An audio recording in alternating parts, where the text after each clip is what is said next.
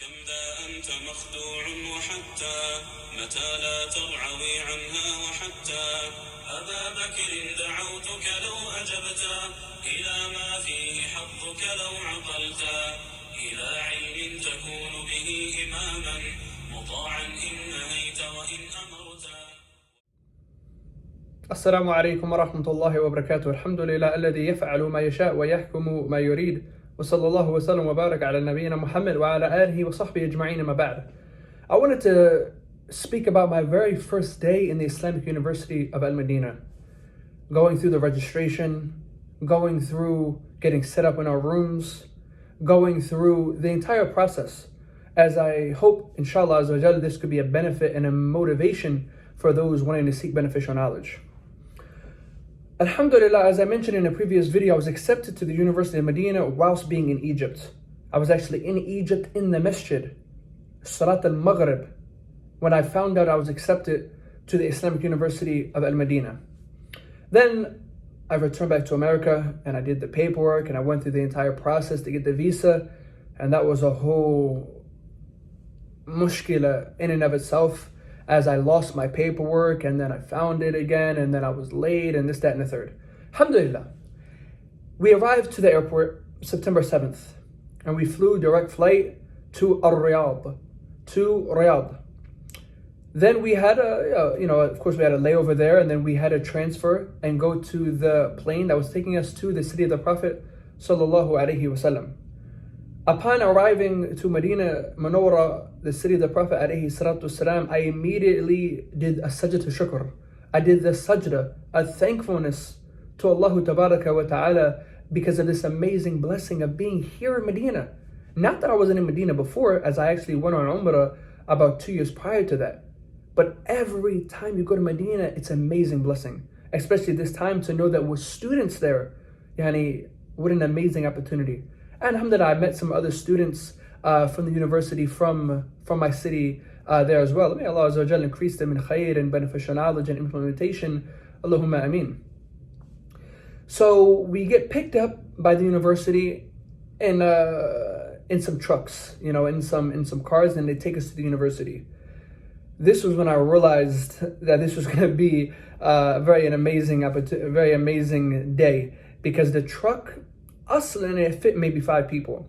When I say there was around 13 people in that truck, and Allah knows best, maybe more, maybe a little bit less, it was packed.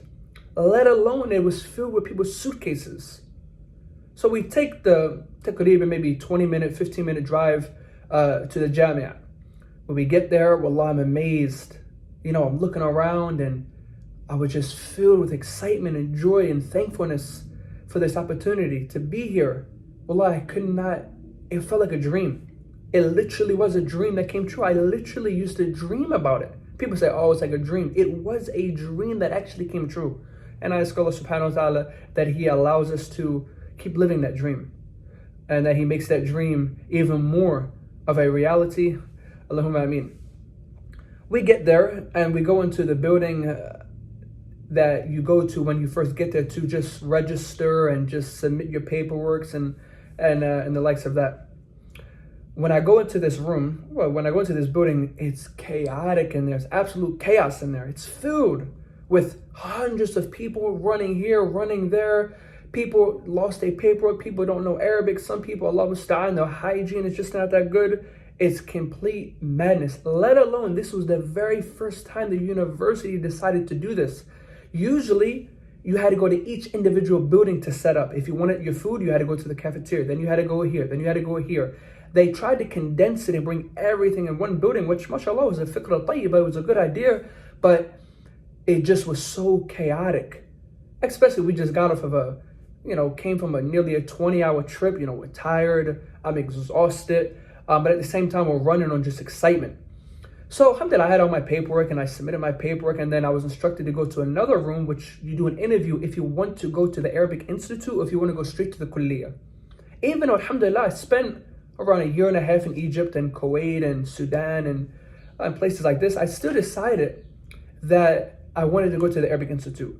Alhamdulillah, I knew Arabic fluently. Not saying that I couldn't improve. Of course, I still can improve in different aspects. but I really wanted to go to the Arabic Institute. One, because I wanted to kind of get situated in the university. I didn't want to get there and then within a week I have to, I'm in the kulli of hadith or sharia and no, I wanted to kind of just relax, get situated. You see what I'm saying? Kind of get used to the environment before going on to one of the kulliyats. Another reason why I wanted to go to the mahad, to the Arabic program, was because whichever kulli I wanted to go to, I wanted to study those kutub, those books that are prerequisites before going to that. Not that you technically have to study a particular book, but let's just say, for instance, I wanted to go to the College of Sharia. I don't want to go directly into the College of Sharia and I haven't studied fiqh. So I wanted to give myself time to study some basic books in fiqh so that when I get there, I hit the ground running. Likewise, Qurayt the Hadith. If I went to the College of Hadith, I want to study Arba'in an-Nawawi. And not that we didn't study these books previously, but we wanted to review and we wanted to keep going and increasing our knowledge before going to the kulliyah. Likewise, Qurayt da'wah wal aqidah. I wanted to just ground myself even more before going. So I decided I'm going to go to the mahad. My goal was I was going to go straight to Mustawa Thalith, straight to the third level, as there's 4 levels. I said I'm going to go there, in the first year I'm there, complete the mahad, then go directly to the kulliyah.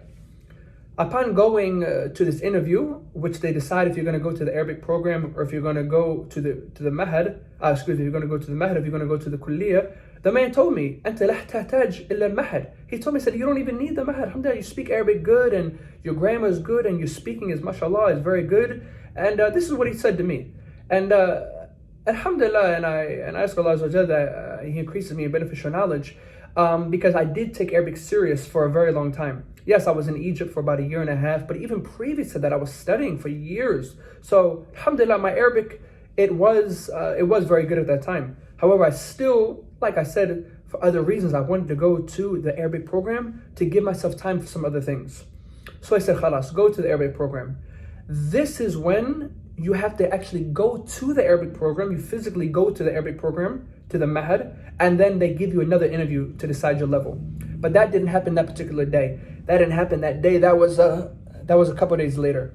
So then we get situated with our room. And alhamdulillah, they put me in the very newest building in the entire university. Building 21. Wahda wa ishrun. Unit 21. And beautiful building directly right next to the College of Da'wah. All the kulliyat are right there. So that was something in and of itself that was khair. As soon as you come out, you see the kulliyat. It was something that just on a daily basis, wallahi, motivated me. And not to mention my particular room, my window, I could see the entire Jamia. I didn't have like a back room where I didn't have any view. I had an amazing view. I could see all the kulliyat. I could see the students that come out every morning and see the College of Da'wah. It was just something that motivated me. Right across here was the Kulliyat al-Sharia, Kulliyat al-Hadith, and Quran, and Lugha, and mashallah, it was amazing to me to be in that building. So I go upstairs and I go in my room and everything's brand new. Even the doorknobs have plastic on them. Nobody lived there before. They just finished doing the building, I think maybe a month before that. I go in there and at that time my roommate's not in there. He must have, but his stuff was there. So he must have came in, went back out, and he was also a new student. Of course, he had just came that day. So when I met him, mashallah, it was a brother from Australia, which I was pleased with, but then I wasn't. Not in the sense of him personally. Mashallah, he's an amazing brother and I love him for the sake of Allah. I really wanted to live with somebody that spoke the Arabic language.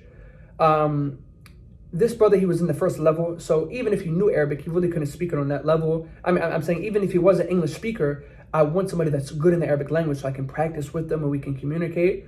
But at the same time, I wanted somebody from a Western country because I know that the hygiene, mashallah, is better in a lot of the countries. If I'm going to be living with a person, I need to be living with a clean person. I'm a very clean person. I take my hygiene very serious. At-tuhura shatur iman. That cleanliness is a part of faith. Rather, it's half of faith in some narrations. So, alhamdulillah, I met him and he was an amazing brother, and may Allah increase him and give him khair. So we dropped our stuff, and then I decided, I'm just going to go out and start walking around. I start walking around, and then I met a brother, and this is actually an interesting story. I met a brother who I didn't know he was a twin. So when I met him, I said, MashaAllah, you study here? He said, who are you? I said, no, it's me, Hassan. I met you in New York City, kada wa kada, a couple of years ago. He says, brother, I never met you before. I haven't even been in New York City in years. I said, no, I definitely met you. What's going on? What's going on? He says, brother, maybe you're talking about my twin brother. I said, subhanAllah, you're a twin? He had a whole twin brother I didn't even know. And mashallah, tabarakallah, it was his brother that I met and it was not him. Al-Kulli, this brother, may Allah reward him with tremendous khair. As right there on the spot, he took me and a couple other brothers out to eat. We go to the back of the university, and as we're walking, they're showing us the different buildings. This is the dorms. This is the cafeteria. This is the hospital. This, that, and the third. We go back to the back of the university where there's mata'am, where there's restaurants, and he takes us and he pays for us absolutely everything. Yeah, and he gives us Wi-Fi so we can connect our phones, we can communicate with our family members and let them know we arrived, because we didn't have internet. We didn't have any internet, and we couldn't get internet for actually, I want to say about a month, because there's a certain way that you have to get internet. So this brother, may Allah reward him, actually paid for our food. We ate, and at this point, I was awake nearly 30 hours. I slept a little bit on the plane, maybe an hour here and there, but I was basically up for about 30 hours straight. I was completely exhausted. And then, alhamdulillah, the night ended, and we went back to our rooms. And the next day, we were instructed to go to the Arabic Institute, if that's where we were going to go and study, to do an interview there. So I go back to my room, alhamdulillah, the university, they came and they gave us blankets and pillows and everything we needed. I unpacked my stuff, and wallah, I was just amazed to be there. So I go to sleep, I wake up, Salat al-Fajr. I don't even know, I'm not even sure if I even went to sleep right away. I think I was just so excited that I couldn't even sleep. But anyway, I went to sleep, woke up Salat al-Fajr, and went to the Arabic Institute that morning. And there was another crazy line in there. And again, a lot of people, they don't know Arabic, so they don't really know what's going on. So I do my interview, and I tell the guy I want to go to the third level. He says, go to the second level, as you can be review for you for some of the grammar. So I said, khalas. So I entered into Mustawa Thani. I went directly to Mustawa Thani, which I thought it was strange, because I had one individual telling me, you don't need the Arabic Institute whatsoever.